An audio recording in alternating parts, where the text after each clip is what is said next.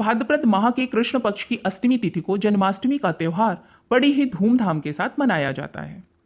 शास्त्रों के अनुसार इस दिन भगवान विष्णु ने अपना 8वां अवतार भगवान श्री कृष्ण के रूप में मध्य रात्रि को अत्याचारी कंस का विनाश करने के लिए मथुरा में देवकी और वासुदेव के 8वें पुत्र के रूप में लिया था। भगवान श्री कृष्ण के जन्मदिन पर सनातन धर्म में आस्था रखने वाले और भगवान श्री कृष्ण को अपना आराध्य मानने वाले जन्माष्टमी के रूप में मनाते हैं। इस दिन भक्त भगवान श्री कृष्ण के लिए उपवास रखते हैं और उनके जन्म के बाद ही व्रत खोलते हैं। इस खास मौके पर मंदिरों में झांकियां सजाई जाती हैं और कान्हा को झूला झुलाया जाता है। इस अवसर पर भगवान श्री कृष्ण के जन्म स्थान मथुरा वृंदावन में रासलीला का भी आयोजन किया जाता है। शास्त्रों में श्री कृष्ण जन्मोत्सव का विशेष महत्व बताया गया है। इस दिन मंदिरों का आकर्षक श्रृंगार किया जाता है और भगवान श्री कृष्ण की सुंदर झांकियां भी सजाई जाती हैं, जिसमें भगवान श्री कृष्ण के बाल स्वरूप रूप का श्रृंगार कर उन्हें झूला झुलाया जाता है।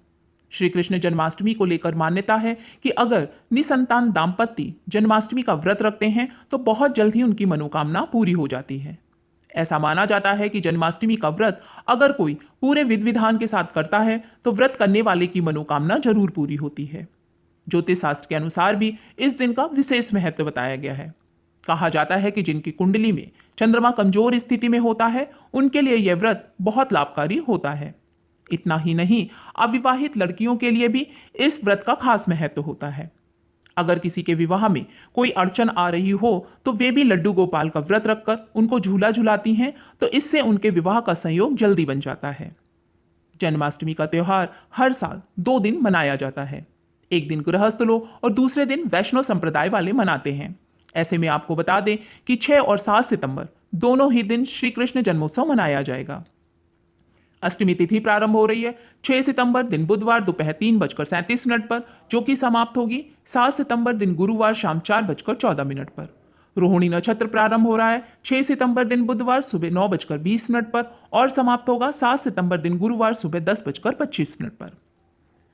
इसलिए गृहस्थ लोगों का 6 सितंबर को जन्माष्टमी मनाना शुभ रहेगा, क्योंकि इस दिन रोहिणी नक्षत्र और रात्रि पूजा में शुभ मुहूर्त बन रहा है। भगवान श्री कृष्ण का जन्म भी रात में हुआ था। आइए अब जान लेते हैं व्रत के पारण के बारे में। तो जो लोग कृष्ण जन्मोत्सव के समापन के बाद व्रत का पारण करते हैं वे देर रात 12:42 के बाद पारण करेंगे। वहीं जो लोग अगली सुबह व्रत का पारण करते हैं वे 7 सितंबर की सुबह 6:02 के बाद व्रत का पारण करेंगे। जिनके यहाँ अष्टमी तिथि के समापन के बाद व्रत पारण करने का नियम है वे 7 सितंबर को शाम 4:14 के बाद व्रत का पारण करेंगे। जन्माष्टमी का व्रत अष्टमी तिथि से शुरू होकर नवमी के दिन पारण होने के बाद ही व्रत पूर्ण माना जाता है। व्रत करने वालों को सप्तमी के दिन सात्विक भोजन करने के बाद अष्टमी तिथि को प्रातः स्नान कर नित्य कर्म से निवृत्त होकर पूजा स्थान पर हाथ में जल, फूल, गंध और कुश लेकर व्रत करने का संकल्प करना चाहिए। फिर विधि विधान से भगवान की पूजा करें और श्री गोपाल सहस्त्र नाम का पाठ अवश्य करें। दोपहर के बाद जल में काले तिल मिलाकर स्नान करें और देवकी जी का प्रसूति गृह तैयार करें। प्रसूत गृह में एक बिछौना बिछाकर कलश स्थापित करें। फिर देवकी, वासुदेव, भगवान विष्णु, माता लक्ष्मी, माता यशोदा और नंद देव की पूजा करें। उसके बाद प्रसूत गृह के पट बंद कर दें। रात में भगवान की चौकी पर लाल या पीले रंग का कपड़ा बिछाकर उस पर भगवान कृष्ण की बाल स्वरूप मूर्ति स्थापित करें और गोपाल जी की पूजा प्रारंभ करें।